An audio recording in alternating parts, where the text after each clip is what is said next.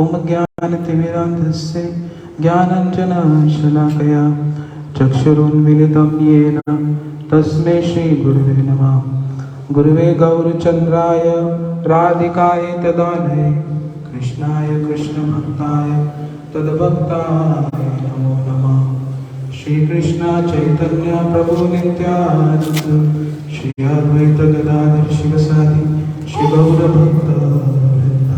सभी प्रेम से हाथ उठाकर हरे कृष्णा हरे कृष्णा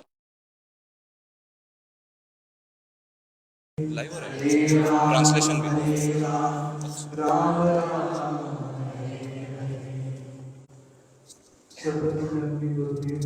मिथिला प्रविष्ट ओम विष्णुपाद अष्टोत्तरशत श्री श्रीमद् शिव भक्ति विज्ञान भारती गोस्वामी महाराज जी के चरणों में अनंत कोटि दंडवत ज्ञापन करता हूँ। तत्पश्चात गुरुदेव ओम विष्णुपाद श्री श्रीमद् भक्ति वेदांत सिद्धांति महाराज जी के चरणों में अनंत कोटि दंडवत ज्ञापन करता हूँ। तत्पश्चात परम गुरुदेव नित्य लीला प्रविष्ट ओम विष्णुपाद अष्टोत्तरशत श्री श्रीमद् शिव भक्ति वेदांत नारायण गोस्वामी महाराज जी के चरणों में व नित्य लीला प्रविष्ट ओम विष्णुपाद अष्टोत्तरशत श्री श्रीमद् शिव भक्ति प्रमोद पुरी गोस्वामी महाराज जी के अभय चरणारविंद में अनंत कोटि दंडवत ज्ञापन करता हूँ। यहाँ पर उपस्थित सभी भक्त वृंद मातृ वृंद के चरणों में यथा योग्य प्रणाम। तो आज हम सभी का बहुत सौभाग्य है कि हमारे बीच हमारे गुरुदेव श्रीपाद भक्ति वेदांत सिद्धांति महाराज जी आज हम सबको पर कृपा करने के लिए श्री कुंज बिहारी गौड़ी मठ के प्रांगण में आए। तो जब भी वैष्णव जो हैं वो हम सब के पास क्यों आते हैं, उनका क्या प्रयोजन होता है, किस प्रयोजन से गुरुजन वैष्णव जन हम सबके बीच में आते हैं, एक छोटा सा उदाहरण दिया जाता है। नवद्वीप जो है बंगाल में एक स्थान है, वहां पर क्या होता है, गंगा जी प्रवाहित होती है, बहुत ही तेज प्रवाह जो गंगा जी का उस स्थान पर रहता है।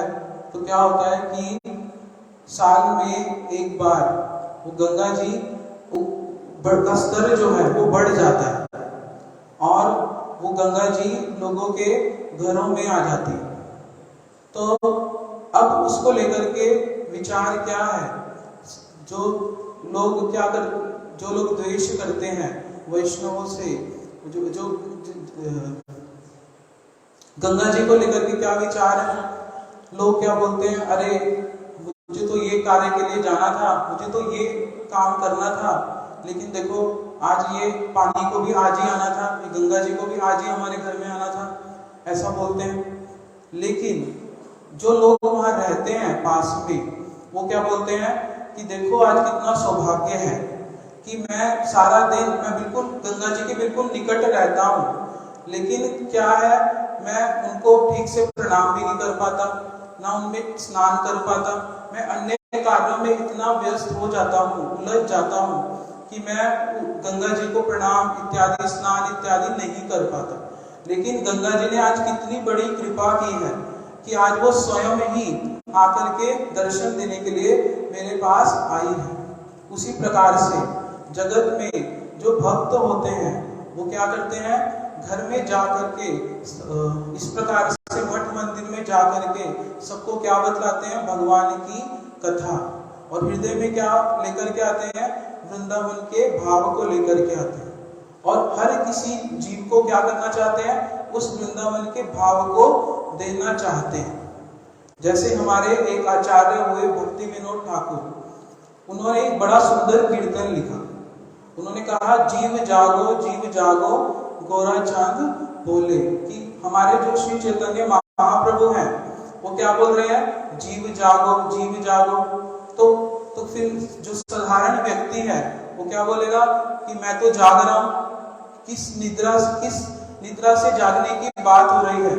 बोला कि हम जिस जगत में रहते हैं उसमें हम भगवान से विमुख हो गए हैं, भगवान की कोई सेवा उस प्रकार से नहीं करते। हमारा अभ्यास कैसा हो गया है, इस जगत में रहने का हमारा अभ्यास हो गया, लेकिन वास्तविक रूप में जो हमारा कर्तव्य है वो क्या है, भगवान की सेवा करना। तो हम क्या है, उसका इतना अभ्यास हो गया कि हम उसकी निद्रा में सो गए हैं और हम जानते ही नहीं कि हमारे जीवन का लक्ष्य क्या है। तो महाप्रभु क्या कर रहे हैं, स्थान स्थान पर जाकर यही प्रचार कर रहे हैं कि आप सब क्या लो, भगवान का नाम लो, भगवान की कथा सुनो, और सबको जगा रहे हैं। तो उसी प्रकार से जो गुरु वैष्णव हैं वो क्या करते हैं, स्थान स्थान पे जाकर उनको क्या लोभ है, उनको यही लोभ है कि जिस भी स्थान पर जाएं सब लोग क्या करें, भगवान की सेवा करें, भगवान के नाम को करें। और इसी उद्देश्य से इस मठ मंदिर, जैसे हम अभी श्री कुंज बिहारी गौड़ीय मठ के प्रांगण में है, उसका उद्देश्य क्या है, उसका उद्देश्य है कि जितने भी लोग इसके संपर्क में आए सभी लोग क्या करें, भगवान का नाम करें, भगवान का भजन करें, भगवान की कथा को सुने, एकादशी का व्रत करें, और इससे क्या हो जाएगा, जीवन मंगलमय हो जाएगा। अभी हमें पता नहीं हमारा मंगल किसमें है, इसीलिए साधु आकर के उस मंगलमय वस्तु को हमें प्रदान करते हैं, हमें उत्साह देते हैं। जगत में एक छोटी सी निद्रा से जागने के लिए भी हमें अलार्म की आवश्यकता पड़ती है, तो ये तो इतनी भगवान की सेवा है।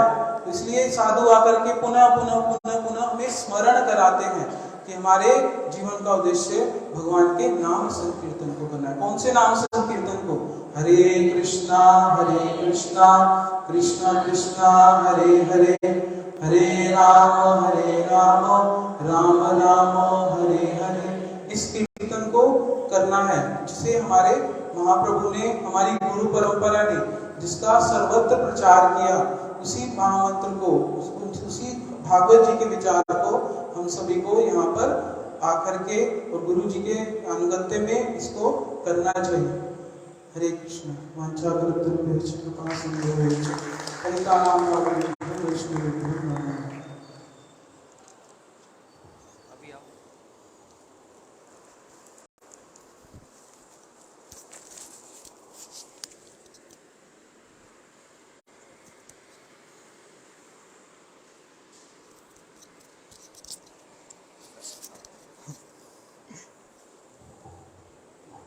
अज्ञानतिमिरन्धस्य ज्ञानञ्जनं शलाकया चक्षुरुन्मिलितं येन तस्मै श्रीगुरुवे नमः।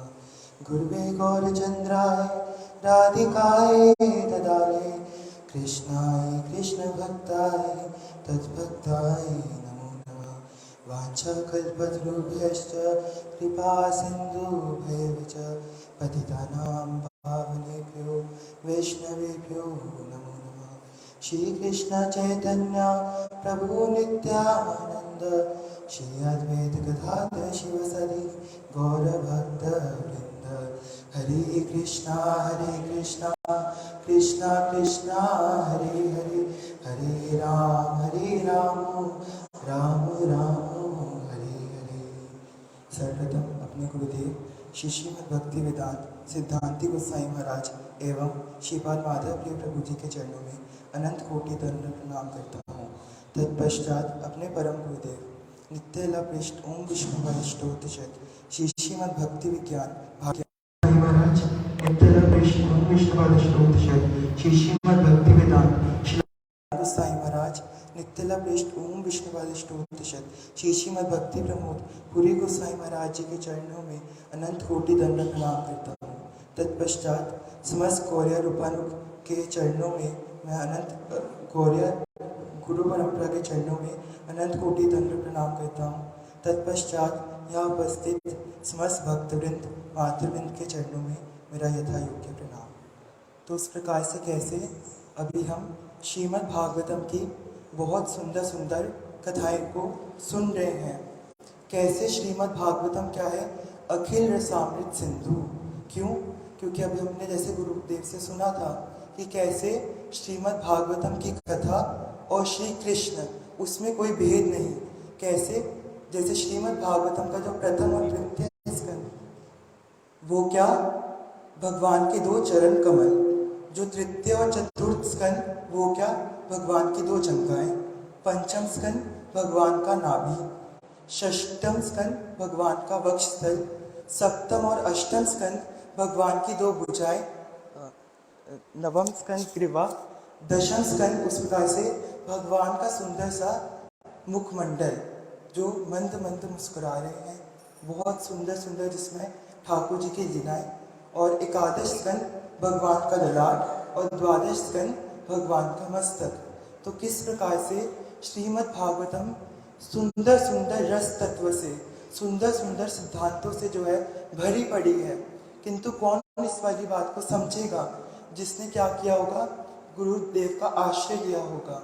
नहीं तो लोग क्या बोलते हैं, भागवत में तो राधा जी का नाम ही नहीं है, किंतु कितने ही स्थानों पर प्रत्यक्ष रूप में नहीं, उसमें इनडायरेक्ट हिडन मतलब छुपा हुआ है।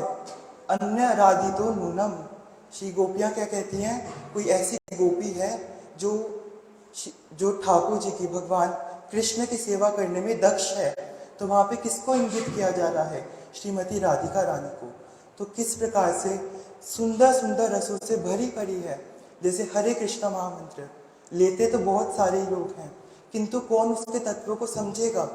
जिसने गुरुदेव से सुना होगा, सर्व चेतो हरा कृष्ण तस्य चित्तम हरत्यसौ वेदग्धि सार विस्तारे अथो राधा हरामृता। एक एक श्लोक का इतना सुंदर सुंदर अर्थ, मुझे सारे श्लोक तो स्मरण नहीं, किंतु क्या कह रहे सबके चित्त का हरण करने वाले कृष्ण, उनके चित्त का भी जो हरण कर ले, किस प्रकार से अपने चातुर्य के द्वारा सेवा करने में इतनी दक्ष है श्रीमती राधिका रानी कि वो क्या कर लेती हैं? कृष्ण के मन को हरण कर लेती हैं। और इसलिए जो हरण कर लेती हैं उसे क्या कहते हैं? हरा। अब ऐसे तो राधा जी का नाम क्या है? राधा, किंतु क्या बोलते? राधे। वृंदावन में क्या बोलते? राधे राधे। किस प्रकार से? क्यों? जब प्रेम की भावना उस प्रकार से होती है तो क्या राधा कहकर संबोधित नहीं, प्रेम से क्या राधे। इसलिए हरा कहकर संबोधित ना करके हरे, हरे कृष्णा। ऐसे कृष्ण का भी बड़ा सुंदर अर्थ दिया, और राम का भी, राधा रमन राम, जो राधा जी के साथ रमन करते हैं अर्थात श्री कृष्ण, उनका नाम क्या दिया? राम। तो इस प्रकार से इतने सुंदर सुंदर सिद्धांतों से हर चीज के पीछे कैसे एक सिद्धांत छुपा हुआ है कि कैसे कृष्ण अगर श्याम बन के हैं तो उसके पीछे भी एक सिद्धांत, हम कंठी में 3 इस प्रकार से डालते, उसके पीछे भी एक सिद्धांत। तो कैसे जो भी हम गौड़ीय वैष्णव पालन करते उसके पीछे एक सिद्धांत छुपा हुआ है। तो किस प्रकार से हमारी जो पूरी गुरु परंपरा ऐसे गौड़ीय सिद्धांतों में प्रतिष्ठित पूर्ण रूप से, अगर हम ऐसे गुरु वर्गों के अनुगत्य में चलेंगे, तिष्ठन रजे तद अनुरागी जन अनुगामी, श्रील रूप गोस्वामी जी ने भी इस बात का जो है अनुमोद उस प्रकार से कहा उस बात को कि अनुगत्य के श्रील परम गुरुदेव भी बार बार इसी बात को, अपनी मनमानी एक ना करो, गुरु वैष्णवों के अनुगत्य में चलकर ही भजन हो सकेगा। तो उस प्रकार से मैंने कुछ कहने का प्रयास किया। यूँ तो उस प्रकार से कैसे, जैसे अगर अपना परिचय मैं दूं तो मैं बड़ा दुर्जन व्यक्ति, प्रतिष्ठा आशा की आशा से भरा पड़ा, काम क्रोध लोभ मोह मद मात्सर्य की कोई कमी नहीं। यहाँ पर आप सब सोच सकते हैं, हो सकता है दीनतावश कह रहा हो बालक कि कह देते हैं, पर ऐसा नहीं, अपने मन का सबको सब कुछ पता ही होता है। अभी उस प्रकार से कैसे, तो इस प्रकार से हम तो गुरु वर्गों के चरणों में क्या प्रार्थना करते, जो गौड़ीय वैष्णव विशेष रूप से प्रार्थना करते, श्री कृष्ण चैतन्य प्रभु दासेरानुदास प्रार्थना करिए सदा नरोत्तम दास। कैसे हम क्या प्रार्थना करते, श्री कृष्ण चैतन्य प्रभु के दासों के भी दास रखने की इच्छा रखते। क्यों? मैं श्रीधर महाराज जी की कथा सुन रहा था, मेरे मन में आता उस प्रकार से कि उन्हीं का दास क्यों ना बना जाए, दासों के दास क्यों बनना। इस संसार में नीचे वाली पोस्ट कोई चाहता है? ऊपर ही रहकर काम करना चाहते हैं ना, उसी में तो सैलरी अधिक मिलती है, कंफर्ट अधिक मिलता है। किंतु जैसे वाला इस संसार का वैसे वाला भक्त जगत में होता नहीं। क्यों? जैसे जैसे नीचे नीचे नीचे की तरफ आते जाते सुख की वृद्धि बढ़ती जाती। कैसे? जैसे घर में एक बालक जो सबसे छोटा होता उसको सबसे अधिक प्रेम मिलता, किस प्रकार से, जैसे मैं अपने घर में सबसे छोटा तो ऐसा भी लगता है कि सारे काम मुझे ही दे देते हैं, किंतु इस बात में भी कोई शंका नहीं कि कुछ गलती भी हो जाए तो मुझे गाइड करने वाले भी सब हैं, मुझे क्षमा भी कर देते हैं। तो किस प्रकार से भक्ति राज्य में भी जितना छोटा बनकर आ जाए, त्रिनाद अपि सुनिचेन तरोर अपि सहिष्णुना अमानी नामान देन कीर्तनीय सदा हरि। तो किस प्रकार से जितना छोटा बनकर आया जाए उतने ही फायदे का सौदा रहता है। तो किस प्रकार से हम अपने गुरु परंपरा के चरणों में यही प्रार्थना करते हैं कि आप तो उस प्रकार से गौड़ीय सिद्धांतों में प्रतिष्ठित, अपने गुरुदेव से भी यही प्रार्थना, हम भी उन सिद्धांतों को थोड़ा थोड़ा समझ पाए और केवल समझने तक ही सीमित ना रह पाए, उनको थोड़ा थोड़ा भी अपने जीवन में धारण कर पाए, तो निश्चित रूप से ही इस जीवन का मंगल हो जाएगा। यही कहते मैं अपने वक्तव्य का विराम देता हूँ। वांछा कल्पतरुभ्यश्च कृपा सिन्धुभ्यैव च पतितानां पावनेभ्यो वैष्णवेभ्यो नमो नमः।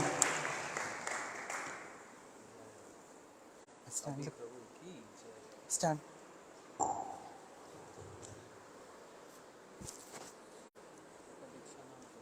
सुचारू।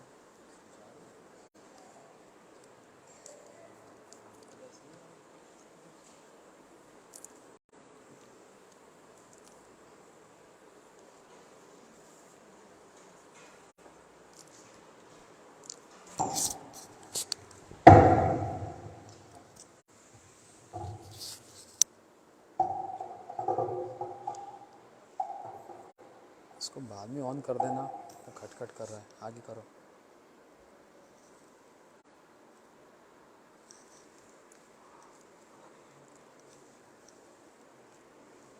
लो।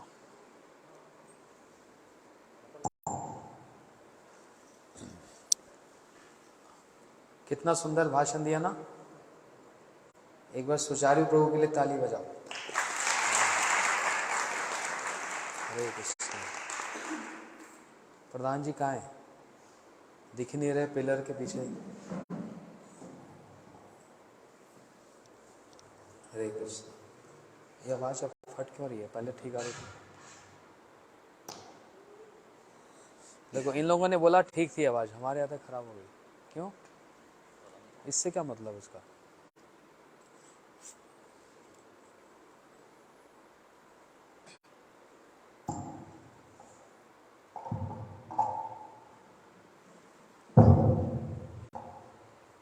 कैसे कर दिया? हरे कृष्ण। ओम अज्ञानतिमिरन्धस्य ज्ञानाञ्जनशलाकया चक्षुरुन्मिलितं येन तस्मै श्रीगुरुवे नमः। गुरुवे गौरचन्द्राय राधिकाय सदालये कृष्णाय कृष्णभक्ताय तद्भक्ताय नमो नमः। वाञ्छाकल्पतरुभ्यश्च कृपा सिन्धुभ्यैव च पतितानां पावनेभ्यो वैष्णवेभ्यो नमो नमः। संसारदुःखजलदस्य पतितस्य कामः क्रोधादिनक्रमकृकमलीकृतस्य दुर्वासनस्य निगृतस्य निराशयस्य चैतन्यचन्द्रमवदेहि पदावलम्बम्। हे कृष्ण करुणा सिंधु दीनबंधु जगतपते गोपेश गोपीकांत राधाकांत नमस्तुते। तप्त कांचन गौरांगी राधे वृंदावनेश्वरी वृषभानुसुते देवी प्रणमामि हरिप्रिये। भक्त्या विहीनाय पराधलक्ष्ये क्षिप्तस्य कामादितरङ्गमध्ये कृपामयि तं शरणं प्रपन्ना वृन्दे नमस्ते चरणारविन्दम्। श्री कृष्ण चैतन्य प्रभु नित्यानंद श्री अद्वैत गदाधर शिवासादि गौर भक्त वृंद। बोलो हरे कृष्णा कृष्णा कृष्णा हरे हरे, हरे राम राम राम हरे हरे। सर्वप्रथम गुरुपाद पद्म नित्ला वैष्णव विष्णुपाद स्तोत्र श्री श्रीमद् भक्ति प्रमोद पुरी गोस्वामी गुरु महाराज जी के चरण कमलों में मैं असंख्य कोटि प्रणाम ज्ञापन करते हुए शिक्षा गुरुद्वय नित्ला वैष्णव विष्णुपाद स्तोत्र भक्ति वेदांत शिला नारायण गोसाई महाराज एवं नितला विष्णु विष्णुपाल भक्ति विज्ञान शिला भारती गोसाई महाराज जी के अभय चरणारविंद में मैं असंख्य कोटि प्रणाम ज्ञापन करता हूँ। तदुपरांत शिक्षक गुरु नितला विष्णु भक्ति वेदांत शिला वामन गोसाई महाराज, नितला विष्णु भक्ति वेदांत त्रिविक्रम गोसाई महाराज एवं नितला विष्णु भक्ति वल्लभ तीर्थ गोसाई महाराज जी के चरण कमलों में मेरा असंख्य कोटि प्रणाम। सपार्षद श्री प्रभुपाद भक्ति सिद्धांत सरस्वती ठाकुर, सपरिकर सच्चिनंदन गौर हरि और सपरिकर श्री राधा माधव जी के चरणों में मेरा प्रणाम। यहाँ पर उपस्थित आज श्री कुंज बिहारी गौड़िया मठ अम्बाला कैंट के इस प्रांगण में बड़ी दूर दूर से आए भक्तों को मेरा यथा योग्य प्रणाम। कोई पंचकुला, कोई चंडीगढ़ और कोई सिक्किम से आए, कोई करधान से ही आए और मैं तो जगन्नाथपुरी से आ रहा हूँ।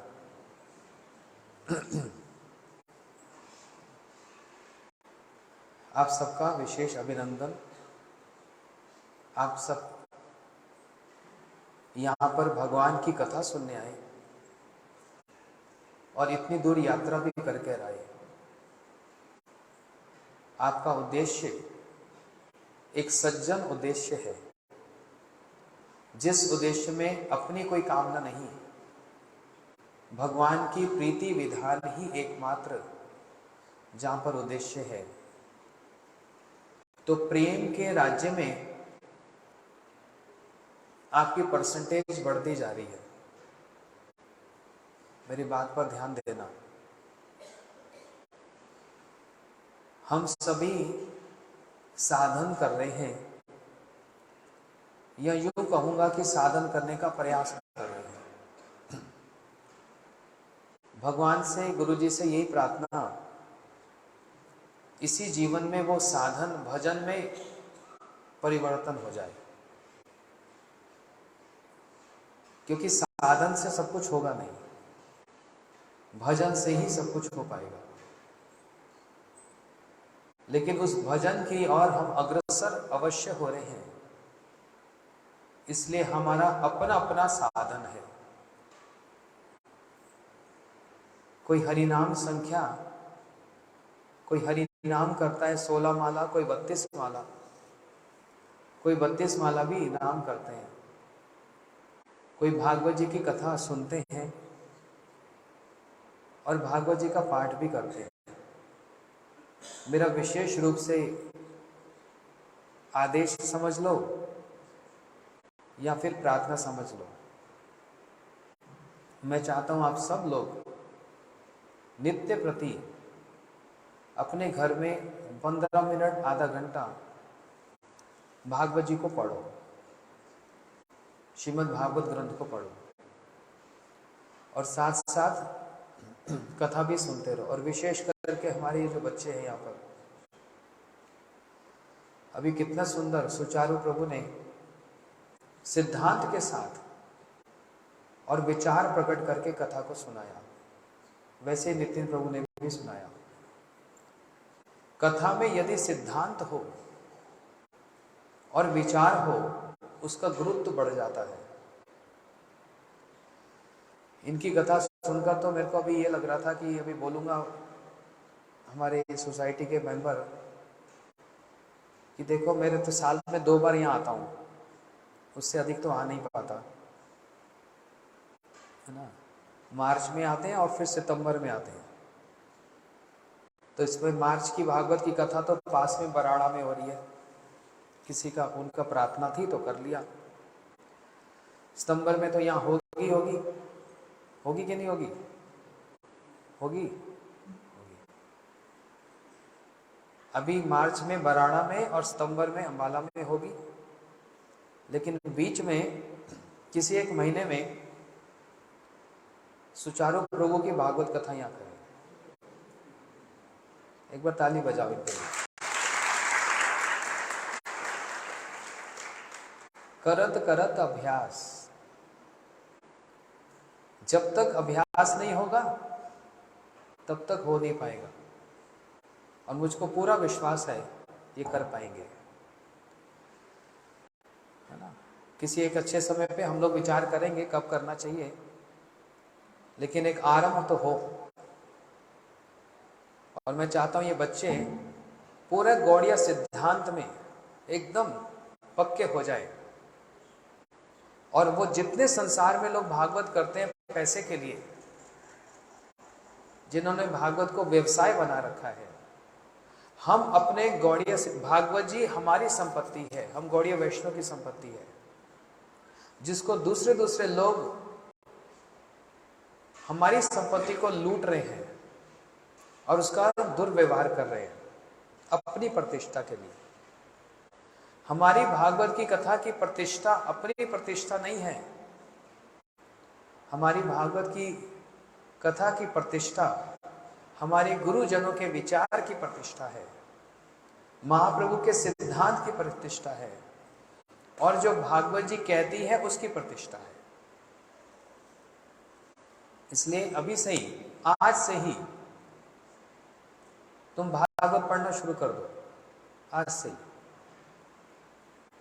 जितना रोज पढ़ सकते हो, 1 घंटा 2 घंटा पढ़ते रहो निरंतर।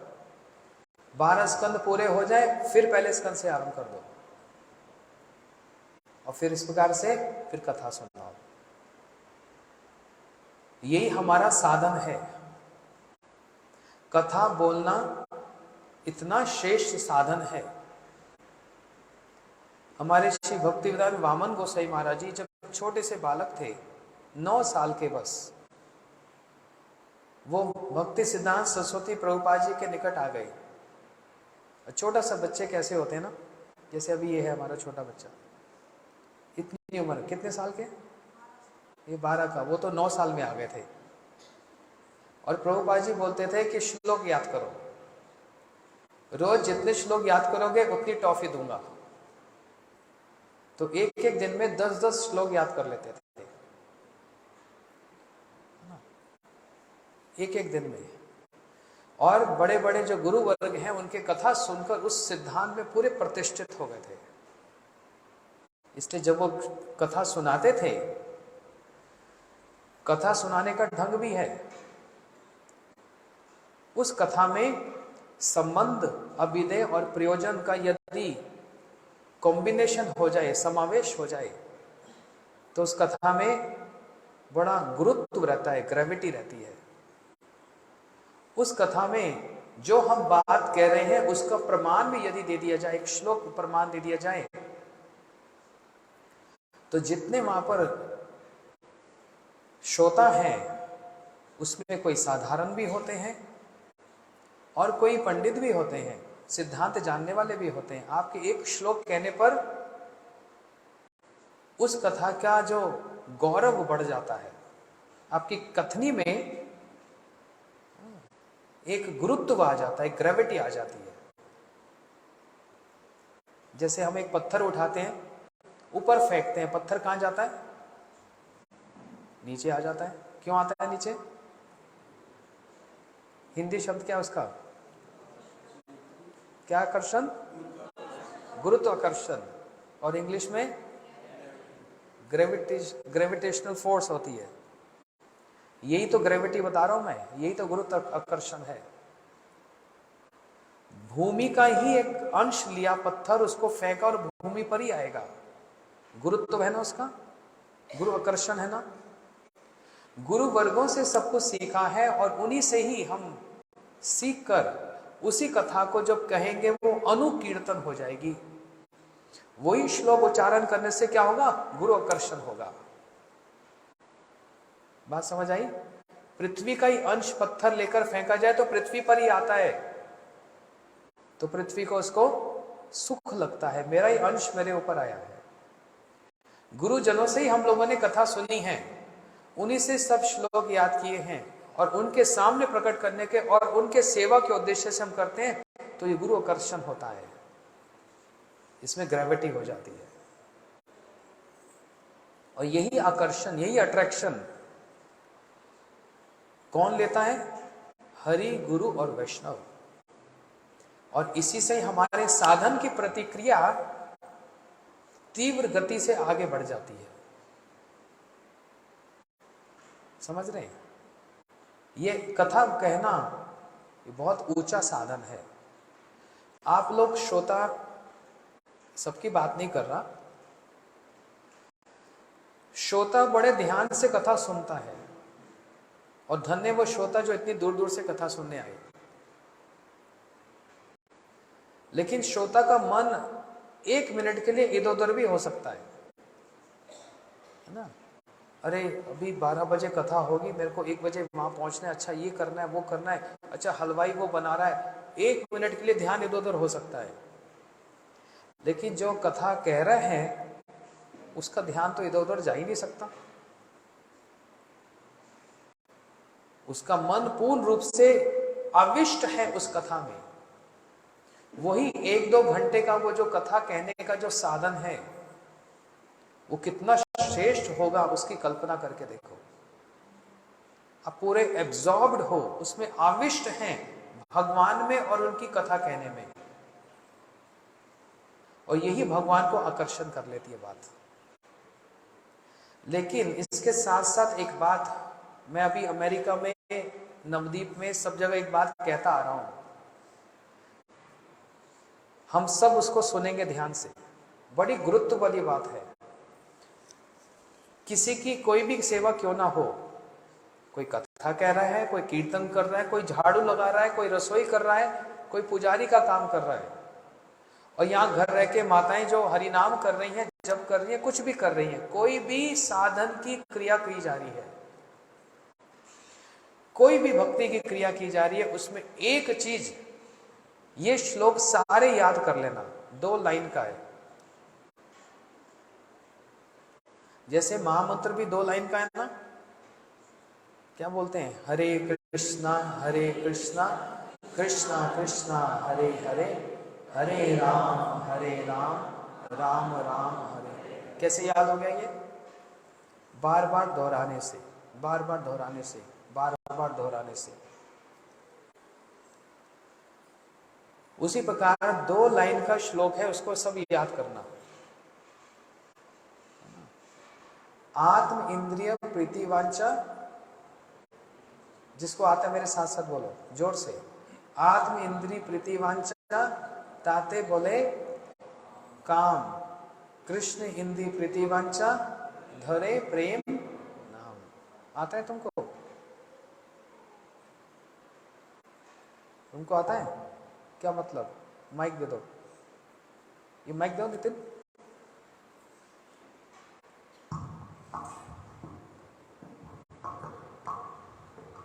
दे दो ऐसे ही, इसका मतलब बताओ।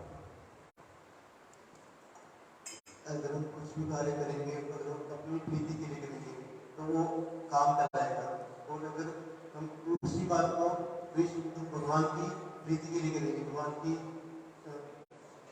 खुशी के लिए करेंगे, तो भगवान उसके हमारे मन में भगवान की भक्ति बढ़ेगी। हाँ, ठीक बोला। कोई भी कार्य हम नाम जप करेंगे, भगवान जी की सेवा करेंगे, भागवत भी पढ़ेंगे, कथा भी कहेंगे, कथा सुनेंगे, झाड़ू पोछा लगाएंगे, रसोई करेंगे, इसके पीछे उद्देश्य क्या है वो ठीक रखना पड़ेगा। श्रील भक्ति विज्ञान भारती गोस्वामी महाराज जी एक बात कहते थे, और बड़ी गुरुत्व वाली बात है। महाराज जी कहते थे, मैंने हल्की बात कहना सीखा नहीं आज तक। महाराज जी कहते थे, क्रिया का महत्व इतना नहीं है, उस क्रिया के पीछे क्या उसकी मंशा है, क्या इंटेंट है, उसका महत्व है ना। अब इसको एक उदाहरण से समझेंगे। वो उदाहरण हमारे गुरुजी श्री भक्तिवेदांत नारायण गोस्वामी महाराज जी देते थे। एक वैश्या रहती थी, और वैश्या का काम क्या होता है आप सब जानते हैं। और उसके थोड़ी दूर गली के उस पार एक साधु रहते थे। वो ठाकुर जी की सेवा करते थे, नाम करते थे, भागवत पढ़ते थे। अब वैश्य रोज सुबह उठकर स्नान इत्यादि करके, है ना, ये सुनती थी, अरे वो महाराज जी कितने अच्छे हैं, ये साधु कितने अच्छे हैं, सुबह सुबह उठ के आरती करते हैं, नाम जप करते हैं, मैं भागवत की कथा सुनती हूँ, कितने अच्छा इनका जीवन है, और मेरा जीवन कैसा है, पाप से भरा पड़ा है, मैं तो सारा जीवन पाप ही किया, छोड़ने पर भी छोड़ नहीं पा रही, मैंने पाप ही किया साधु जी, और अपने घर से उनको प्रणाम करती है ना, दिन रात उसी साधु का ही चिंतन करती है। और दूसरी तरफ जो साधु हैं वो सुबह से शुरू हो जाते हैं, हाय हाय ये वैश्या कैसी पाप से भरी पड़ी, सज धज के सामने आ जाती है गंदी सी औरत, और सारा दिन उसको गाली देते रहते हैं अपने घर से बैठे बैठे। वैश्य का चिंतन किसका चल रहा है, साधु का और भगवान का, और उस साधु का चिंतन किसका चल रहा है, सारा दिन वैश्य का चल रहा है।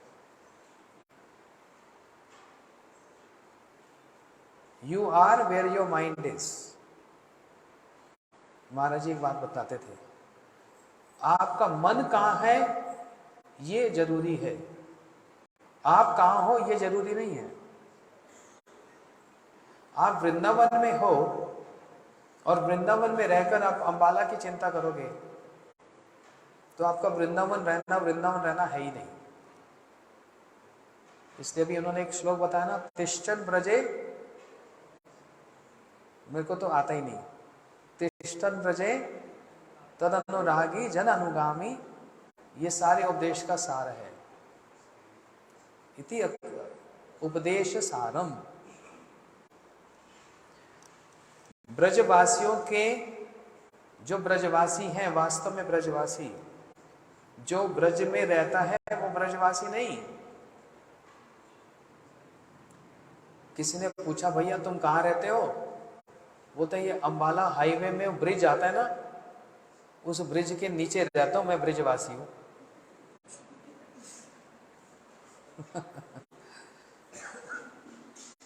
बोले तुम कहाँ रहते हो, बोलते मैं तो ब्रजवासी हूं। अच्छा कौन सी जगह रहते हो, बोलते वो ब्रिज है ना उसके नीचे वास करता हूं, ब्रजवासी। तो ये ब्रजवासी नहीं होता ना। अंबाला में रहकर, चंडीगढ़ में रहकर हम यदि ब्रजवासियों का चिंतन करते हैं, उनकी द्वारा बताई हुई पद्धति का यदि चिंतन करते हैं, तो हमारा ब्रज में वास है। You are where your mind is. हमारा मन कहां है ये अत्यंत आवश्यक है। भक्ति सिद्धांत सरस्वती प्रभुपाद जी को उनके गुरुजी गौरकिशोर बाबा जी महाराज ने आदेश किया था, कभी कलकत्ता नहीं जाना, कभी नहीं जाना, वो कली का स्थान है। और प्रभुपाद जी ने सबसे पहला मठ कलकत्ता में ही खोला, और उसके बाद फिर पूरे भारत में 64 मठ बनाए। विचार देखो, समझ रहे हैं सब, 64 मठ बनाए पूरे भारत में। तो उनसे जब पूछा कि आपके गुरुजी ने कहा था कि कलकत्ता में मत जाना, आपने कलकत्ता में ही सबसे पहला मठ बनाया, तो उन्होंने क्या उत्तर दिया, मैं कभी कलकत्ता जाता ही नहीं हूं। अरे आप तो कलकत्ता में ही रहे, उन्होंने अपने शरीर भी कलकत्ता में छोड़ा, बोलते मैं कभी कलकत्ता रहता ही नहीं हूं, मैं तो सदैव मायापुर में ही वास करता हूं, मैं मायापुर में ही रहता हूं और कहीं नहीं जाता। क्यों?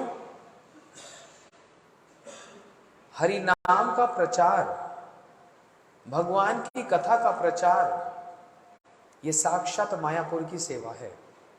ग्रंथ का प्रचार, ग्रंथ प्रकाशन, ये मायापुर धाम की सेवा है। इसलिए कोई कहीं भी रहे, आपका मन कहां है ये जानना अत्यंत आवश्यक है। इसलिए क्रिया नहीं, उसके पीछे जो इंटेंट है, जो मंशा है, उसका महत्व है। तो महाराज जी उदाहरण देते थे, जैसे भृगु ऋषि ने भगवान के वक्ष स्थल पर प्रहार किया छाती पर लात मार दी, तो भगवान ने भृगु का अपराध लिया? नहीं लिया। हम तो ये सोच भी नहीं सकते, बोलने में भी कष्ट लगता है। कोई भगवान को जाकर लात मार सकता है? और भृगु जी ने जाकर मार दी, भगवान ने अपराध नहीं लिया। क्यों? उसके क्रिया के पीछे जो उद्देश्य था वो अत्यंत महत्वपूर्ण है, और वो उद्देश्य यह है कि ये प्रतिष्ठा करना कि विष्णु ही भगवान है, विष्णु ही भगवान है ना? इसलिए क्रिया नहीं, उसका उद्देश्य देखना पड़ता है। धीरे धीरे हम इसको सीखेंगे और भक्ति में, साधन में आगे बढ़ेंगे। इसलिए हमारे दिनचर्या में जो हमारा साधन भजन जो थोड़ा कुछ हो पाता है, उसमें एक चीज याद रखना, आत्म इंद्रिय प्रीतिवांछा ताते बोले काम। अपने सुख के लिए जो किया जा रहा है वो काम है, और भगवान के सुख के लिए जो भी कुछ किया जाएगा वो है प्रेम। और हम हर रोज ही उस प्रेम के खाते में थोड़ा थोड़ा जमा पूंजी डालते रहेंगे, क्योंकि बहुत सारे, क्या बीमारी है? क्योंकि बहुत सारी क्रिया में कहीं अपना उद्देश्य होता है, कहीं भगवान की प्रसन्नता होती है।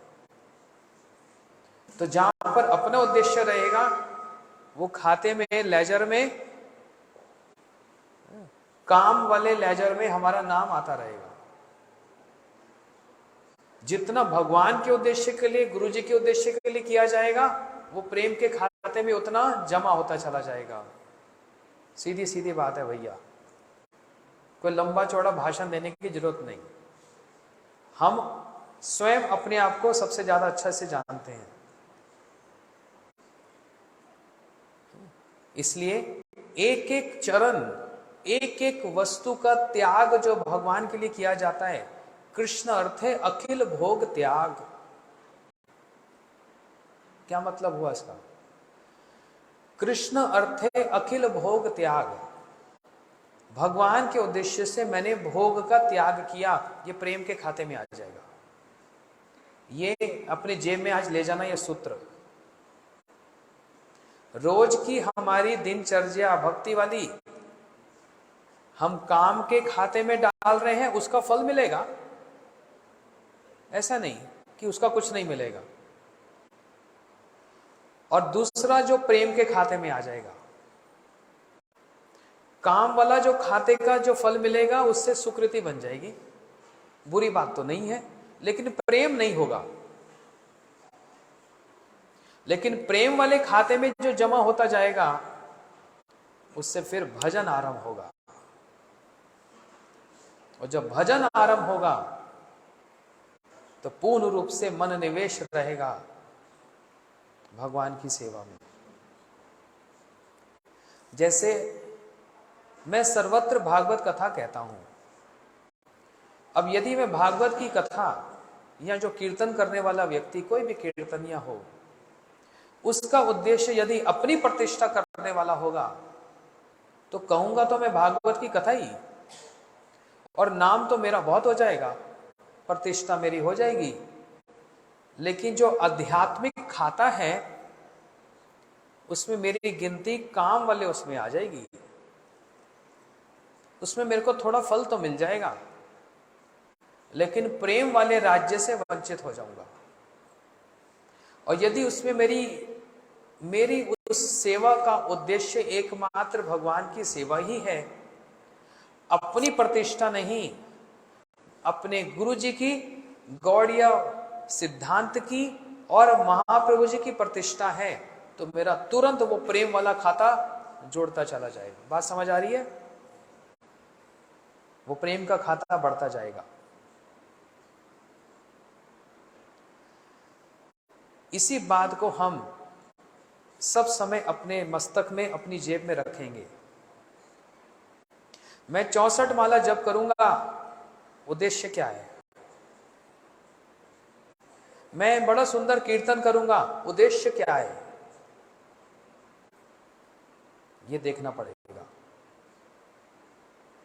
और हमारे गुरुजन तो इतना ऊंचा, इतना भारी उद्देश्य लेकर, जहां पर ऊपर से यह देखा जा रहा है कि अपने गुरु जी की आज्ञा का भी उल्लंघन किया है।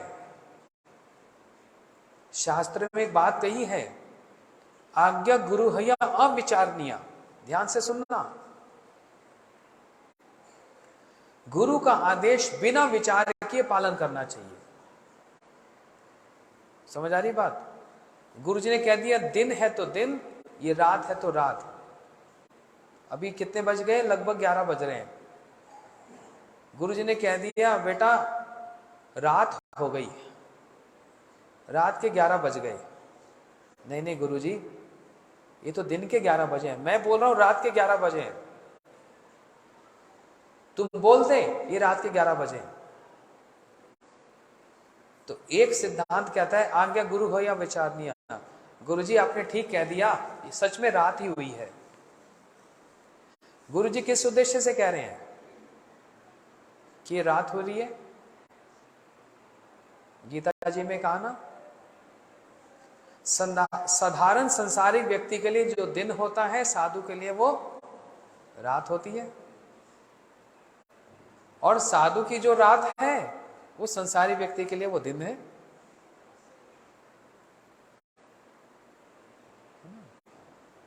इस उद्देश्य से कहा गया।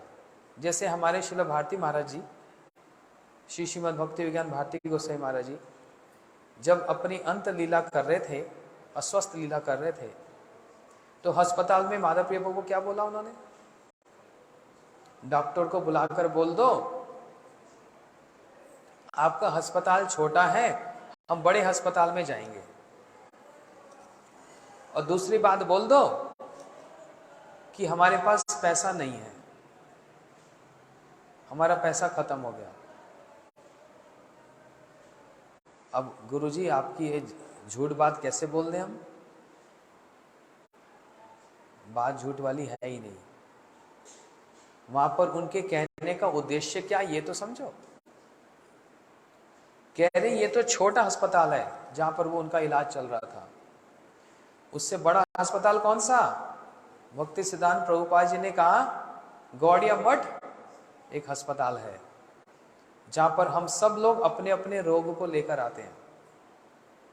आपके यहां पर एक अस्पताल बना ना इतना बड़ा सा, तो सारे पेट के रोगी जाते हैं, सारे दिल के रोगी जाते हैं, अलग अलग रोग लेके जाते हैं ना। गौड़िया मठ में भी सब अपना अपने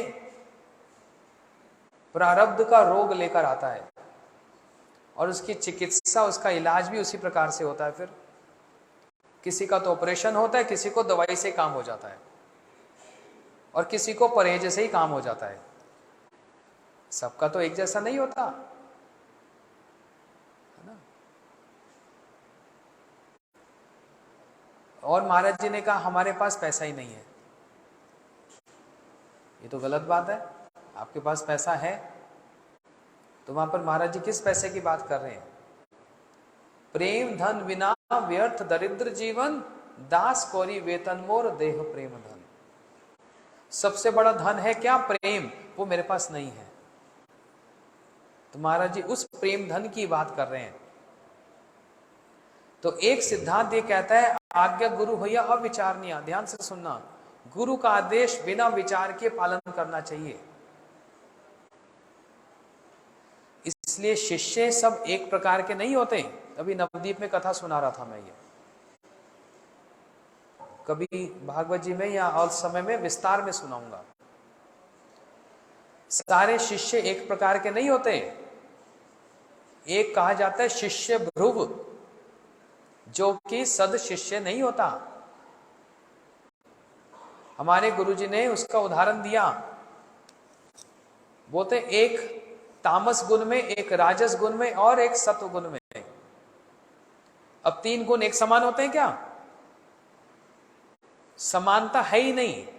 गौड़िया सिद्धांत का अर्थ ही क्या है? जहां समानता नहीं है, जहां पर तारतम्य है, जहां पर वैशिष्ट्य है। बात समझ आ रही है? सब एक है जी, एक है जी, एक है जी, एक सब नहीं है। वृंदावन में एक बहुत बड़े भागवत करने वाले हैं, अच्छे संत हैं, नाम नहीं बताता, लेकिन गौड़िया सिद्धांत उनको नहीं पता था। बड़ी अच्छी कथा सुनाते हैं, बड़ा सम्मान है और है भी संत स्वभाव के। लेकिन गौड़िया सिद्धांत जब तक नहीं जानेगा कोई व्यक्ति, तब तक पक्का नहीं हो सकता। तो पहले अपनी कथा में पता क्या बोलते थे, आज से 15 साल पुरानी बात बता रहा हूं, हम लोग वहीं वृंदावन में रहते थे।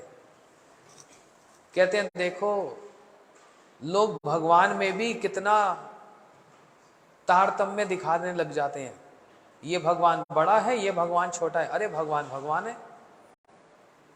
फिर उदाहरण दिया, बोलते हैं गाय के थन होता है ना, उसमें के बराबरी एक सम बराबर होता है, कोई ऊंचा नीचे होता है? चारों थन से दूध निकलता है। तो ये क्यों ऐसे गौड़िया मठ वाले कहते हैं ये अवतारी है, ये अवतार, सब एक है। कथा में तो सबके सामने बोल दिया। उसके बाद मैं और एक हमारे गुरु भाई, हम दोनों गए उनसे मिलने के लिए उनके कक्ष में। आपने ऐसा कैसे कह दिया? गौड़िया सिद्धांत क्या कहता है? अवतारी कौन है और अवतार कौन है, क्या उसमें कोई भेद नहीं होगा?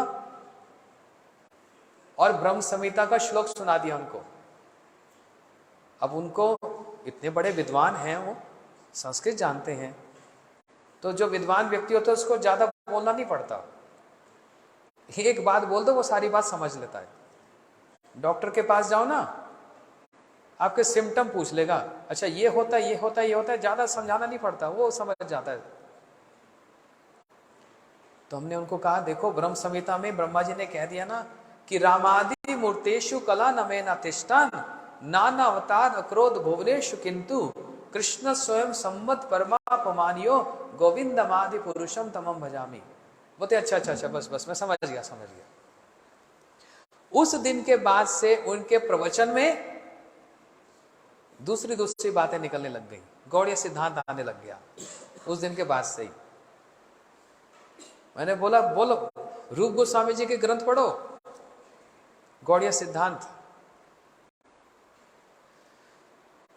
एक बार तो उन्होंने ये भी कह दिया कि परीक्षित जी ने सोने का मुकुट पहन रखा था और परीक्षित जी ने अपराध कर दिया ऋषि के चरणों में, क्योंकि सोने में कली का वास होता है। हम फिर पहुंच गए उनके कमरे में। आपने बात कैसे कह दी? आप परीक्षित जी की महिमा से अवगत नहीं है क्या?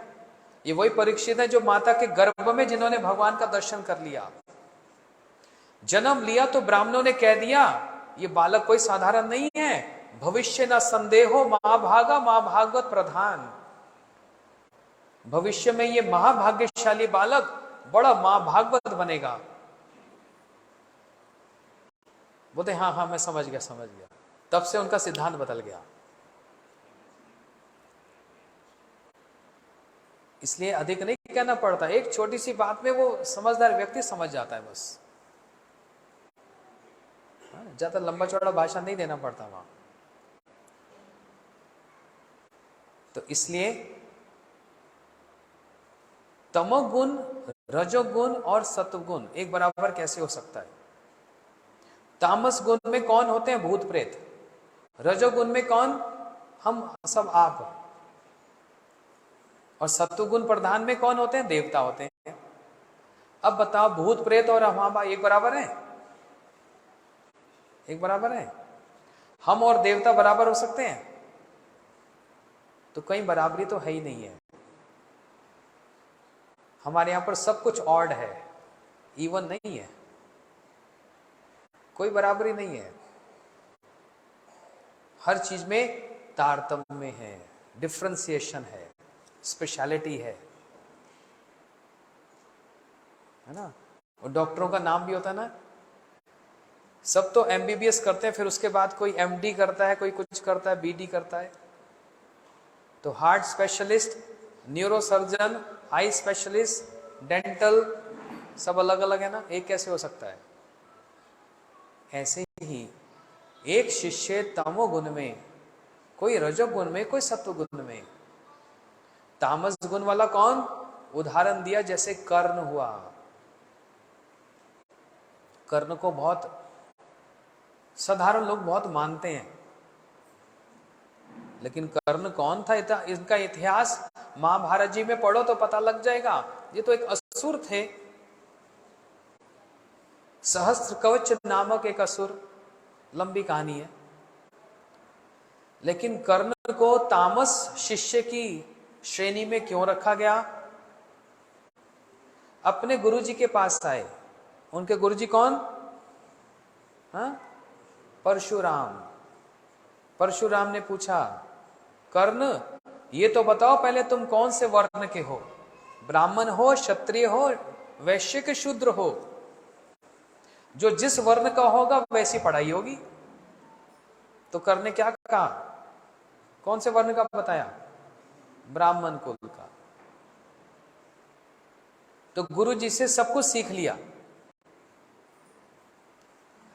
शिक्षा कैसे हुई? ब्राह्मण वर्ण की सब कुछ सीख लिया गुरु जी से। लेकिन आप कितनी देर गुरु जी को आप धोखा दे सकते हो? ज्यादा दिन नहीं चलेगा। इसलिए एक दिन परशुराम आए, बोलते बेटा मैं बहुत थक गया, गुरुजी मेरे गोद में सिर रखकर आप विश्राम करो। कर्ण बैठे रहे और परशुराम जी सो गए। इतने में एक बिच्छू आ गया और कर्ण को जो डस रहा है, खून पी रहा है। कर्ण इतना सहन कर रहा है, नहीं उठूंगा, मैं अपने गुरु जी की सेवा में हूं, उनके विश्राम में मैं उनकी निद्रा को भंग नहीं होने दूंगा।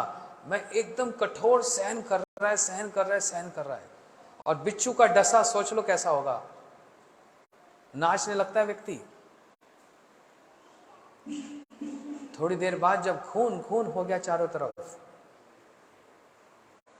तो परशुराम जी जागे तो देखा, अरे ये क्या, अरे इतना रक्त कहां से निकल रहा है, अरे ये क्या? तो देखा एक बिच्छू गया कर्ण के जंगा से। गुरुजी ने और कुछ नहीं पूछा, बोलते झूठ बोलने वाला, मुझसे झूठ बोलता है, तू ब्राह्मण है, तू ब्राह्मण हो ही नहीं सकता। ब्राह्मण में इतना सहन करने की शक्ति होती नहीं है। इतनी सहन करने की शक्ति एक मां क्षत्रिय में ही हो सकती है। तुम क्षत्रिय हो। तो कर्ण किसके पुत्र थे? कुंती के थे ना। तुम क्षत्रिय हो और धोखा देकर तुमने मुझसे सारी विद्या ली है, तो मैं शाप देता हूं, जिस समय तुमको इस विद्या की परम आवश्यकता पड़ेगी तुम ये विद्या भूल जाओगे। गुरुजी ने शाप दे दिया। तो कर्ण कौन सी श्रेणी में आता है? बोलते हैं तामस, तमोगुण वाला शिष्य है, जो अपना वर्ण झूठा बताकर गुरुजी से सब शिक्षा लेता है। फिर बताया राजस, रजोगुण वाले कौन? यहां पर यह नहीं बताया जा रहा, ध्यान से सुनना। रजोगुण वाले उदाहरण दिया भीष्म पितामह। अब भीष्म जी रजोगुण में नहीं है, लेकिन उनकी जो क्रिया है वो रजोगुण वाले शिष्य जैसी है। भीष्म जी तो परम भागवत हैं। स्वयंभू, नारद, शंभु, कुमार, कपिलो, मनु, प्रहलाद, जनको, भीष्म, बलि, वयस्की, वयम, ये 12 महाभागवत है। भागवत जी में वर्णन आया। किसने कहा ये बात? यमराज जी ने कही। जब अजामिल को लेने आए थे ना यमदूत, तो विष्णु दूतों ने खदेड़ दिया वहां से। तो यमदूत यमराज जी के पास आए, बोलते आपके जैसे और कितने हैं शासन करने वाले, हम तो सोचे मत आप ही एकमात्र हो। तो यमराज जी ने कहा नहीं, हम 12 हैं। कौन से 12 हैं? स्वयंभू, नारद, शंभु, कुमार, कपिलो, मनु, प्रहलाद, जनको, भीष्म, बलि वयस्य की मतलब सुखदेव गोस्वामी, और वयम यमराज जी बड़े गर्व से कह रहे हैं मैं भी एक हूं। तो अपराध नहीं करना, भीष्म पितामह जी रजोगुण में नहीं है, लेकिन रजोगुण जैसे शिष्य का यहां पर हमको दिखलाने के लिए एक उन्होंने प्रदर्शन किया है। तो क्या हुआ, महाभारत की कथा, जिस नाम से इस शहर का नाम क्या पड़ा, अंबाला, किसके नाम से पड़ा? 3 बहनें थी ना, क्या नाम? अंबा, अंबिका, अंबालिका, इनके नाम से जगह का नाम पड़ा अंबाला ना। इन तीनों कन्याओं का स्वयंवर रचा जा रहा था, लेकिन हस्तिनापुर से किसी को निमंत्रण नहीं आया। सभी राजाओं को बुलाया गया, हस्तिनापुर से किसी को नहीं बुलाया। भीष्म जी को जो पता लगा, बड़े क्रोध में आ गए, क्या ये अपमान है, हमको नहीं बुलाया, क्षत्रियों की सभा में हस्तिनापुर वालों को नहीं बुलाएंगे, मैं स्वयं जाऊंगा, इस स्वयंवर में मैं स्वयं जाऊंगा, 3 कन्याओं को जीत कर लाऊंगा। भीष्म जी चले गए, और जैसे भीष्म जी आए सब कांपने लगे। सभी ने अपने धनुष बाण उठाए, और भीष्म जी तो बड़े पराक्रमी, एक धनुष बाण उठाया और एक बाण मारा, सबके मुकुट चरणों में गिर गया,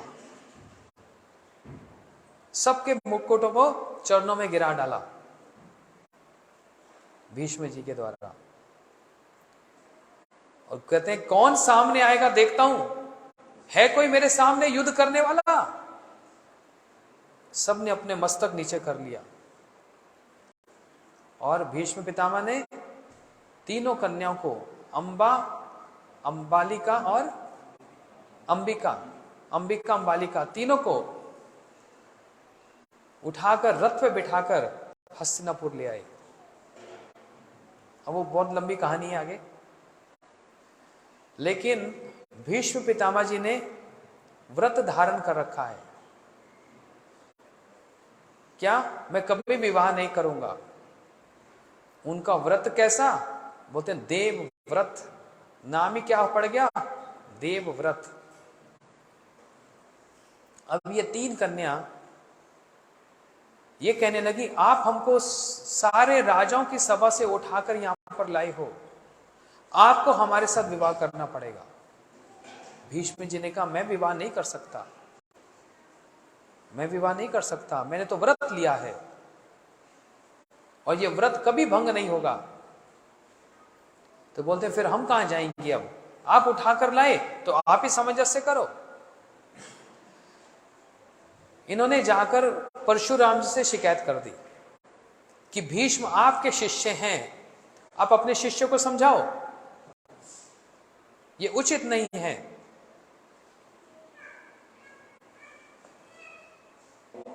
तो उन्होंने जाकर परशुराम जी से शिकायत लगाई। परशुराम जी ने भीष्म जी को समझाया, भीष्म जी का नहीं। परशुराम जी ने कहा तो मुझसे युद्ध करना पड़ेगा। तो भीष्म जी युद्ध करने आ गए। परशुराम अपने गुरु के साथ ही युद्ध कर रहे हैं। देखो, शिष्य अपने गुरु के साथ युद्ध कर सकता है, लेकिन यहां पर भीष्म परशुराम जी के साथ युद्ध करने बैठ गए। ऐसे गुरु की सेवा होती है, इसलिए उनको रजोगुण में माना गया। राजसिक शिष्य, इसलिए अलग अलग श्रेणी के शिष्य होते हैं, कोई तामस, कोई राजस, कोई सत्वगुण में। तो आज्ञा गुरु हो या विचारनिया, गुरु का आदेश बिना विचार किए पालन करना चाहिए, ये तो विधि है। लेकिन जहां पर सेवा इतनी श्रेष्ठ है, सेवा इतनी ज्येष्ठ है, और गुरु जी के लिए अपने प्राणों को देने के लिए भी तैयार है। हमारे गुरुदेव कहते थे, गुरु की सेवा ऐसी नहीं होती। अपनी हथेली पर अपने प्राणों को लेकर कि मेरा इसमें कुछ नहीं गुरु जी, सब कुछ आपका ही है, आपकी सेवा के लिए ही मैं सब कुछ करूंगा, ये उद्देश्य होता है। ऐसे यदि गुरु जी की सेवा होगी, उसमें वो हर सेवा और वो हर प्रेम त्याग मांगता है। हर सेवा त्याग मांगती है और हर प्रेम भी त्याग मांगता है। सिर्फ मुंह से प्रेम प्रेम कहने से नहीं होगा, उसमें त्याग होता है। और वो त्याग क्या? कृष्ण इंद्र प्रीतिवांचा धरे प्रेम नाम।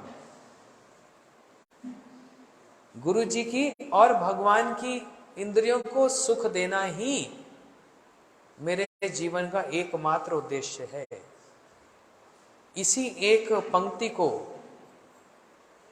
हम साधते हैं साधन के द्वारा। ये साधन है। साधन का और उदाहरण आप लोगों ने महाभारत तो कोई पढ़ता नहीं है, महाभारत टीवी में जरूर देखा। कोई महाभारत जी पढ़ता है? नहीं नहीं, पढ़ने से झगड़ा लग जाएगा, बेकार की बात है। सात्वत ग्रंथ है महाभारत जी, बड़े सुंदर सुंदर चरित्र उसमें मिलेंगे। द्रोणाचार्य जी ने पांडवों को, दुर्योधन सबको बुलाया ये परीक्षा करने के लिए कि साधन किसको कहा जाता है। जो अपने साध्य को लक्ष्य करेगा उसको साधन कहा जाता है। जहां पर साध्य लक्ष्य नहीं होगा वो साधन नहीं है। ध्यान से समझना मेरी बात, और इस बात को अंडरलाइन कर लेना। जो साधन साध्य को लक्ष्य करेगा वही साधन होगा। जो साधन साध्य को लक्ष्य नहीं करेगा वो साधन नहीं है। इसी बात को दर्शाने के लिए द्रोणाचार्य ने एक वृक्ष पे डाल पर एक पक्षी को रख दिया। दुर्योधन आओ, धनुष बाण ले आओ, साध्य को देखो और बताओ क्या क्या दिख रहा है। वो तो गुरु जी आकाश दिख रहा है, बादल दिख रहे हैं, चारों ओर हरियाली दिख रही है, ये वृक्ष भी दिख रहा है, डाल भी दिख रही है, उस पर बैठा पक्षी भी दिख रहा है। बोलते हो गया, बस बैठ जा, बाण चलाने की जरूरत नहीं। भीम को भी बुलाया, सबको बुलाया, और जैसे जैसे जिसका सूक्ष्म विचार, जितना सूक्ष्म स्थूल से सूक्ष्म विचार चलता गया, उतनी उसकी सीमा कम होती चली गई। दुर्योधन स्थूल बुद्धि वाला है, इसलिए उसको सब कुछ दिख रहा है। इस बात को पकड़ना। दुर्योधन स्थूल बुद्धि वाला है, इसलिए उसको सब कुछ दिख रहा है आसपास। लेकिन उसके बाद द्रोणाचार्य जी ने जिस जिसको बुलाया, उनकी बुद्धि उतनी सूक्ष्म है और सूक्ष्म है और सूक्ष्म है। जितनी भी वो सूक्ष्मता आती गई, उतना बाहर का दृश्य कम होता चला गया। यहां तक बात आ गई कि गुरुजी कुछ नहीं दिख रहा, वृक्ष दिख रहा है बस, और वो डाल दिख रही है और पक्षी दिख रहा है, और सूक्ष्म हो गया, कॉम्पैक्ट हो गया। भीम और युधिष्ठिर जी को बुलाया गया तो उनको तो वृक्ष भी नहीं दिख रहा, उनको सिर्फ डाल दिख रही है। और सूक्ष्म विचार आया तो डाल भी नहीं दिख रही, एक पक्षी दिख रहा है। वहीं द्रोणाचार्य जी ने रोक लिया, बस अर्जुन अब तुम आओ, अब तुम बताओ तो क्या दिख रहा है। अर्जुन ने क्या कहा? मेरे को बस पक्षी की आंख दिख रही है। कितना सूक्ष्म विचार है वहां। अर्जुन को आकाश भी नहीं दिख रहा, बादल भी नहीं दिख रहे, गुरु जी भी नहीं दिख रहे, वृक्ष भी नहीं दिख रहा, डाले भी नहीं दिख रही, पत्ते भी नहीं दिख रहे, फूल भी नहीं दिख रहे, पक्षी भी नहीं दिख रहा। कितना वहां पर कॉम्पैक्ट होता चला गया, सूक्ष्म होता चला गया, होता चला गया, होता चला गया। और क्या दिखा? एकमात्र नेत्र दिखे, और नेत्र भी नहीं दिखे। नेत्र के अंदर जो क्या बोलते हैं, पुतली, बस गुरुजी वही दिख रहा है। बोलते लगाओ साथ। एक बाण मारा, सीधा पुतली पे आकर लगा। इस एक घटना का अर्थ क्या है? ये साधन को प्रकाशित करने वाली घटना है, साधन को। इसलिए अर्जुन को ऐसे नहीं भगवान ने प्रियोस्मि कह दिया, तू मेरे सबसे प्रिय हो। क्यों? कोई घूस दी थी, रिश्वत दी थी? हाँ, एक साथ बैठकर खा लिया था इसलिए प्रिय हो गया? एक साथ सोते थे तो प्रिय हो गया? नहीं, इसलिए प्रिय नहीं हुआ अर्जुन। किस लिए प्रिय हुआ? भगवान की बात को अपने निज उद्देश्य को भी परे हटाकर, जो कि सद उद्देश्य था कि मैं अपने गुरुजनों को क्यों मारूं, मेरे बड़े बड़े, मेरे चाचा ताया, ये सब मेरे सामने, मेरे भाई मेरे सामने, उनको मैं क्यों मारूं? एक राज्य के लिए? कृष्ण नहीं चाहिए मेरे को राज्य, मैं भीख मांगकर, भिक्षा मांगकर जीवन निर्वाह कर लूंगा, मेरे को राजा नहीं बनना। अर्जुन का उद्देश्य ठीक था, बिल्कुल ठीक था। क्या गलत बोला अर्जुन ने? लेकिन ये भगवान का उद्देश्य नहीं था। यहां पर फिर आत्म इंद्रिय प्रीतिवांछा ताते बोले काम। यहां अर्जुन का अपना उद्देश्य था, जबकि बहुत ऊंचा था, लेकिन फिर भी अपना था। भगवान अर्जुन को उस उद्देश्य से हटाकर अपने उद्देश्य में लाना चाह रहे हैं। कृष्णेंद्र प्रीतिवांछा धरे प्रेम नाम। तुम युद्ध नहीं कर रहा अपने सुख के लिए, लेकिन तेरे को युद्ध करना है मेरे सुख के लिए। अब ये पलड़े में कैसी विडंबना है बताओ।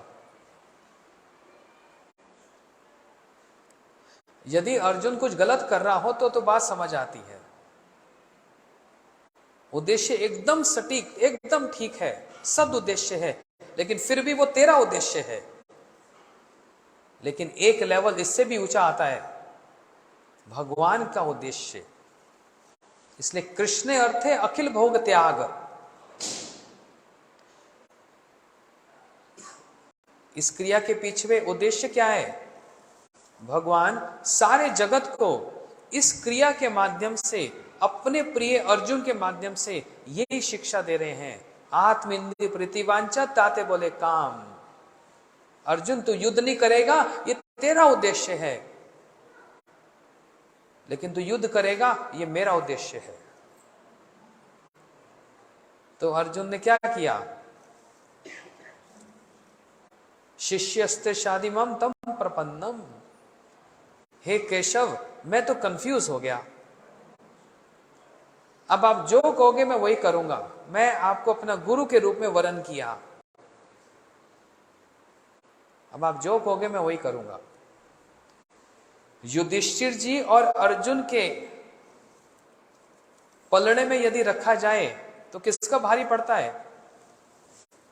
हा? अर्जुन का।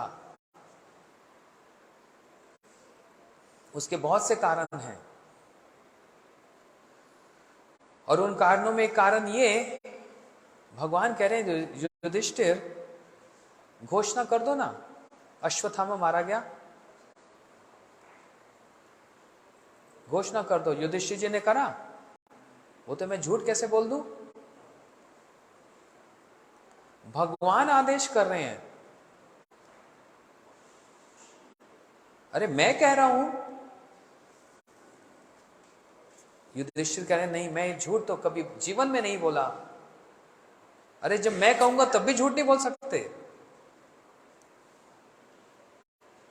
तो युधिष्ठिर जी ने नहीं कहा, तो भीम के द्वारा अश्वत्थामा को मारा गया, मरवाया गया। भीम तुम करो। एक हाथी जिसका नाम अश्वत्थामा, एक गदा से मारा उसको और जोर से बोला अश्वत्थामा मारा गया, नर नहीं कुंजर। जोर से बोल दिया अश्वत्थामा मारा गया, लेकिन धीरे बोल दिया हाँ मनुष्य नहीं हाथी।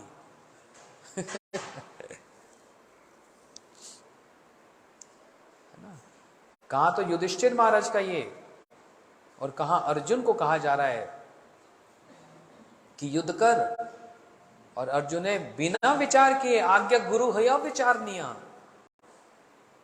इस सिद्धांत को लेकर और ये सिद्धांत को लेकर कि कृष्ण इंदि प्रीतिवांचा धरे प्रेम नाम,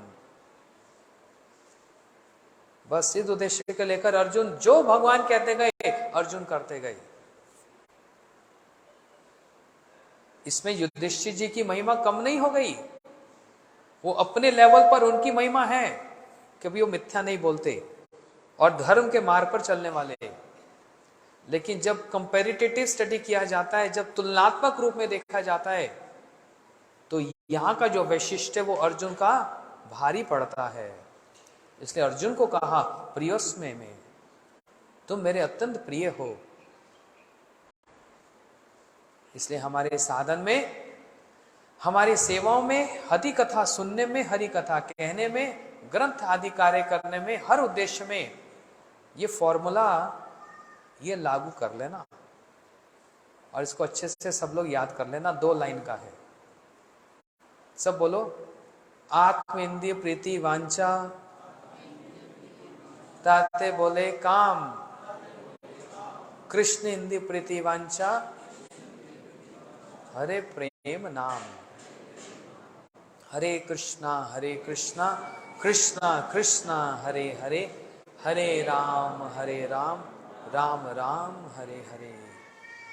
ये बोलकर अपनी वाणी को यहीं विराम देता हूं और सबको निमंत्रण देता हूं। यहीं से 20 मिनट दूर बराड़ा में भागवत कथा हो रही है। आप लोग अगर रोज आना चाहें तो अच्छी बात है, नहीं तो रविवार को तो आ ही सकते हो। आप कथा का वहां पर सुनने का पूरा लाभ उठाओ। लेकिन ये अंतर होता है ना, देखो जब अपने भक्त लोग बैठे हो तो पूरा सिद्धांत के साथ कथा होती है, और जहां पर फिर पब्लिक बैठी हो तो फिर थोड़ा सा हमको एक लेवल नीचे आना पड़ता है उस लेवल की कथा होती है। तो जो भी हो, कथा तो कथा है, उद्देश्य क्या है ये समझना पड़ेगा। जैसे कुछ दिन पहले हमारी बहुत श्रेष्ठ एक उमा दीदी का संसार से गई, तो उनके उद्देश्य से मैं एक कथा सुना रहा था। हम लोगों ने देखा उनको मथुरा में, वृंदावन में, सुबह हो या शाम हो, कोई भी कथा जब कहता था चुपचाप जाकर बैठ जाती थी। कोई भी कथा कहता था, कोई छोटा सा बच्चा भी, नया नया आया हुआ भी, और वो इतनी सीनियर, इतनी प्राचीन भक्त हैं, उन्होंने बड़ी बड़ी कथा सुन रखी है। लेकिन कल का आया बच्चा उसकी कथा भी सुनने बैठ जाती है। तो मैंने एक दिन पूछा कि इसको आपसे ज्यादा थोड़ा पता है, आप इनकी कथा सुनने क्यों बैठ गई? तो उन्होंने क्या उत्तर दिया, बोलते मैं तो ये नहीं देखती कि कौन कह रहा है, सीनियर है कि जूनियर है कि कोई बच्चा है। मैं यहाँ पर हरि कथा को प्रणाम करने आती हूँ, मैं यहाँ पर हरि कथा की सम्मान करने उस उद्देश्य से। देखो उद्देश्य कितना बड़ा है, वही बोल रहा हूँ। क्रिया क्या कि एक छोटे से बच्चे से क्या कथा सुननी, लेकिन उद्देश्य हरि कथा का सम्मान। और हरि कथा और भगवान में कोई भेद नहीं, अभिन्नत्व नाम नामनी, जैसे नाम और नामी में भेद नहीं होता। उस हरि कथा का सम्मान करने के लिए आती है। इसलिए हम लोग भी, भले ही हमने वो कथा हजारों बार सुन ली हो, लेकिन जहां पर कथा का सहयोग मिले दौड़े दौड़े वहां पर जाना चाहिए और वहां पर जाकर कथा सुननी चाहिए। वो आप एक एक कदम जो आ रहे हो, आप भगवान के उद्देश्य से आ रहे हो, अपने उद्देश्य से नहीं आ रहे। अब वहां पर क्या किसी को श्रृंगार दिखाने आ रहे हो? वहां पर हरि कथा का सम्मान करने आ रहे हो। एक व्यक्ति विशेष का सम्मान नहीं, हरि कथा का सम्मान है, और वही भगवान का सम्मान है। और आपका नाम कौन से खाते में आ जाएगा? प्रेम वाले खाते में आ जाएगा, या भगवान की कथा सुनने आ रहे हो। जिसको वहां पर रहना हो वो भी व्यवस्था हो जाएगी। अगर 2-4 दिन आपको रहना है, आप नवीन जैन जी से बात कर लेना, वो पूरा दरबार खुला है उनका, सारी व्यवस्था वो कर देंगे। और यहाँ से तो पास में ही है, आना जाना भी हो सकता है आराम से। तो आप कथा सुनने आइएगा। गौर प्रेमानंदे हरि हरि बोल। संक्षेप में ही 7 दिन की कथा के सार 1 घंटे में सुना दिया मैंने, है ना।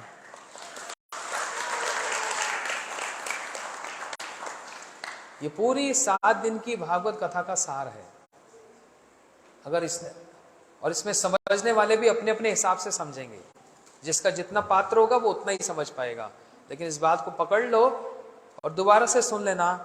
बड़ी महत्वपूर्ण बात बताई, बड़ी गुरुत्व वाली बात है ये। चलो अभी प्रसाद की सेवा, क्योंकि अभी हमको जाना है 3:30 बजे से आज कीर्तन कथा भी शुरू हो जाएगी। तो आज कथा को ही विराम देता हूँ। आप सब भक्त जो दूर दूर से आए, पंचकुला, चंडीगढ़, दूर दूर से जो भक्त लोग आए, सबका हाथ जोड़कर स्वागत करता हूँ और धन्यवाद भी देता हूँ।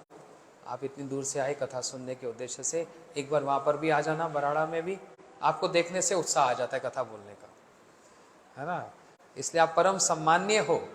आप लोगों को देखकर ही कथा कहने का उत्साह आ जाता है। अब जो सामने बैठा का उसको देखकर वही तो उत्साह आता है ना। सामने साधारण बच्चे बैठे हो, अब उनको क्या इतना गहरा गहरा सिद्धांत सुनाऊंगा, बेचारे सो ही जाएंगे। तो उनके सामने फिर वैसी कथा, अब आप लोग सामने आएंगे तो हाँ, फिर तो वैसी कथा निकलेगी। इसलिए आपका ही इसमें सम्मान है, मतलब आपका ही गुरुत्व है, हमारा इसमें कुछ भी नहीं है।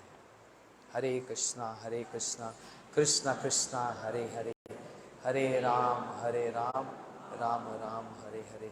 जो जल्दी आए उनके लिए ताली, जो देर से आए उनके लिए भी तालियां।